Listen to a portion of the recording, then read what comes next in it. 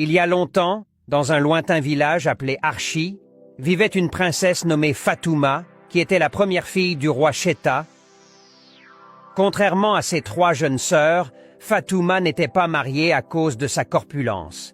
Elle ne trouvait pas de prétendant car elle était extrêmement grosse. Certains villageois se moquaient d'elle en chantant derrière son dos, et sa corpulence était toujours le sujet des commérages. Certains disaient « J'ai entendu dire qu'il attache 3 pagnes pour faire le tour de sa taille ». D'autres disaient « Tu as entendu dire qu'elle a mangé une chèvre entière en une journée ?» Le roi Cheta et sa femme étaient vraiment préoccupés par le poids de leur fille. Ils essayèrent d'organiser des mariages arrangés pour elle, mais personne n'était intéressé. Fatouma, quant à elle, avait carrément abandonné l'idée de se marier car elle était tellement accro à la nourriture qu'elle ne pouvait pas imaginer devenir mince de son vivant. Elle pensait que le mariage ne serait probablement pas une option pour elle, car tout homme qui accepterait de l'épouser le ferait parce qu'elle était la fille du roi et non parce qu'il l'aimait. Or, Fatouma désirait être aimée par celui qu'elle épouserait. Bien qu'elle fût généralement malheureuse dans sa vie, elle trouvait un peu de bonheur dans la danse. La princesse était une danseuse fantastique malgré son poids. Souvent, elle se cachait dans sa hutte et commençait à danser au rythme des sons qu'elle produisait avec sa propre bouche. Fatouma cherchait toujours un endroit isolé, assez proche pour entendre la musique, et dansait à son aise. Dès qu'elle entendait de la musique quelque part, elle se cachait toujours pour danser, car elle ne voulait pas que l'on se moque d'elle. Chaque fin d'année, un grand festival était organisé dans le village. Comme d'habitude, tout le monde vibrait d'excitation et tout le monde se préparait pour ce moment qui n'arrivait qu'une seule fois dans l'année. Certains ne pouvaient pas attendre le jour de la fête avant de commencer à montrer leur meilleure tenue. D'autres peaufinaient leurs pas de danse et s'exerçaient sans cesse avec leurs instruments de musique, tandis que d'autres pensaient déjà à la variété de plats qui seraient servis ce jour-là. Cette période donnait beaucoup de liberté à Fatouma pour exprimer ses pas de danse. Elle trouva un endroit où elle pouvait clairement entendre les tambours et les flûtes. Puis, elle se mit à danser, un large sourire aux lèvres. Cependant, elle remarqua que le son d'un tambour devenait de plus en plus fort. Mais elle l'ignora car elle était absorbée par sa danse et profitait vraiment du moment. Puis, la musique du festival s'arrêta, mais le son du tambour continua. Elle se retourna immédiatement et vit un homme jouer du tambour avec un immense sourire. L'homme arrêta de jouer et demanda « Pourquoi as-tu arrêté de danser ?» Fatouma se mit à courir immédiatement. Se sentant couverte de honte, l'homme la suivit. Comme elle était trop lourde pour courir vite, il la rattrapa facilement. « Laisse-moi tranquille, » dit-elle tout essoufflée. « Va jouer en tambour comique ailleurs. » L'homme la regarda gentiment, se demandant pourquoi elle voulait qu'il s'éloigne. « Je me suis perdu en essayant d'aller à la place du marché et je cherchais mon chemin quand je t'ai vu danser là-bas. Alors j'ai décidé de t'accompagner avec mes tambours, » dit-il. Fatouma regarda mieux la couleur de ses vêtements et réalisa qu'il n'était pas de sa communauté. Elle remercia l'homme pour avoir joué du tambour pour elle, puis le dirigea vers la place du marché. Mais l'homme insista pour continuer à jouer pour elle, et sans l'approbation de Fatouma, il recommença à tambouriner, l'incitant à danser. Quand Fatouma vit qu'il n'allait pas abandonner, elle commença à faire de petits mouvements de hanches au rythme de ses battres. Après tout, que risquait-elle? C'était un étranger qu'elle ne reverrait jamais, et elle avait l'opportunité de danser comme elle le voulait toujours. Après un long moment, Fatouma arrêta de danser. « Merci, monsieur le batteur, j'ai vraiment apprécié, » dit-elle à l'homme. « Je m'appelle Issa, pas monsieur le batteur, » répondit-il. Fatouma lui dit son nom, puis annonça qu'elle devait rentrer chez elle. Mais Issa la supplia de revenir le lendemain, et Fatouma accepta. En rentrant chez elle, elle pensa à l'homme, se demandant pourquoi il était si gentil avec elle, et même désireux de passer plus de temps avec elle. Bien sûr, il n'est pas attiré par moi, pensa-t-elle. C'était inhabituel qu'un homme aussi séduisant l'approche. Toute la nuit, elle n'arrêta pas de penser à lui, mais elle essaya de ne pas trop s'enthousiasmer.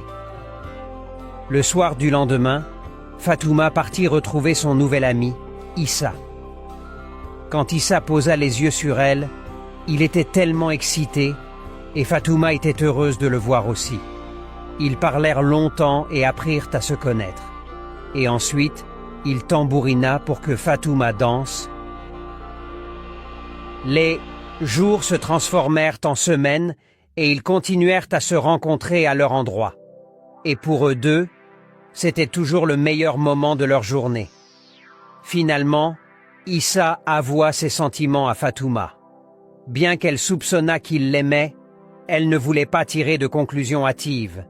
Mais elle était heureuse de ce qu'elle venait d'entendre, car elle ressentait la même chose pour lui. « Je peux venir avec mon peuple le prochain jour de marché pour voir tes parents, » dit-il.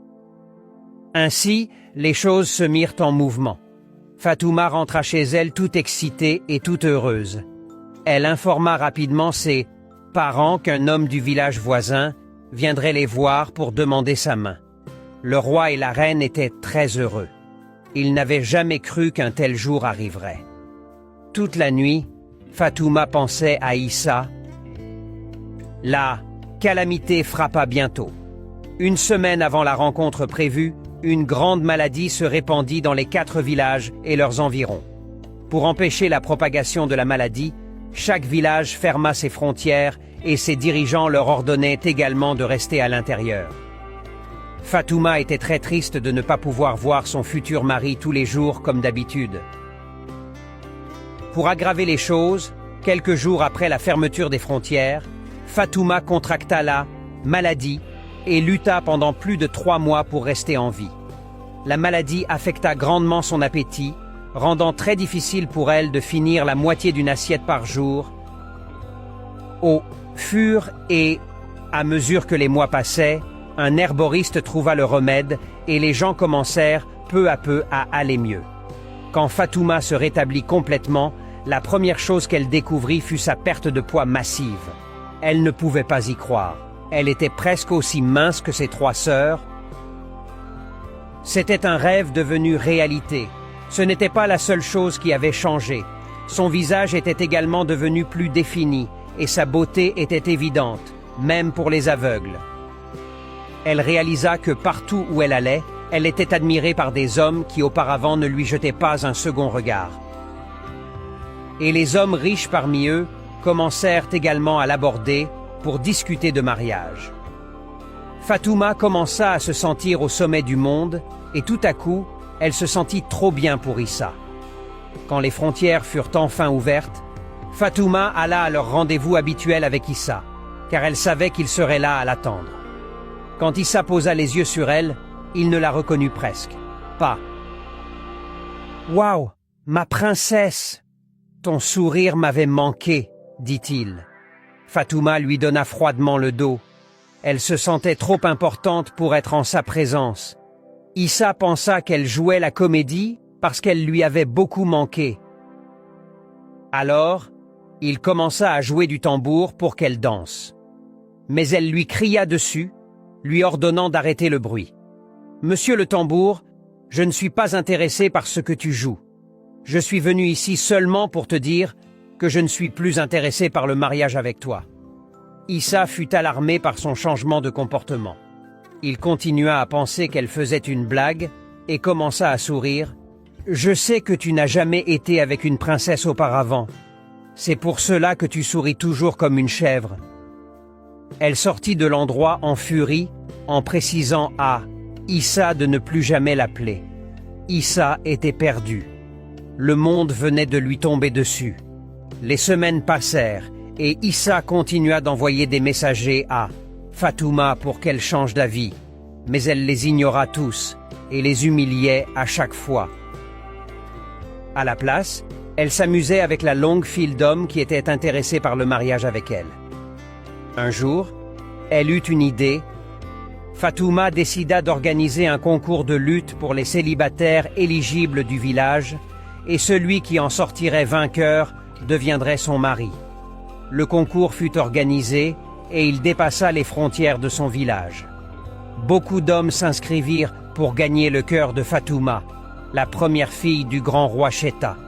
Le roi invita même des royautés et des personnes aisées à l'événement. Fatouma décida de rester chez elle pendant les 4 mois suivants pour recevoir les meilleurs soins de beauté afin d'éblouir ses prétendants. Mais elle ne se rendait pas compte que c'était la maladie qui l'avait autant amincie. Ses vieilles habitudes alimentaires restèrent les mêmes. Ainsi, alors que Fatouma était chez elle, elle continuait à manger ses grandes portions et jour après jour, et son poids recommença à s'accumuler. Lorsque les 4 mois s'écoulèrent, Fatouma était revenue à sa taille précédente. Elle était déçue d'elle-même et fit de son mieux pour annuler l'événement, mais son père refusa.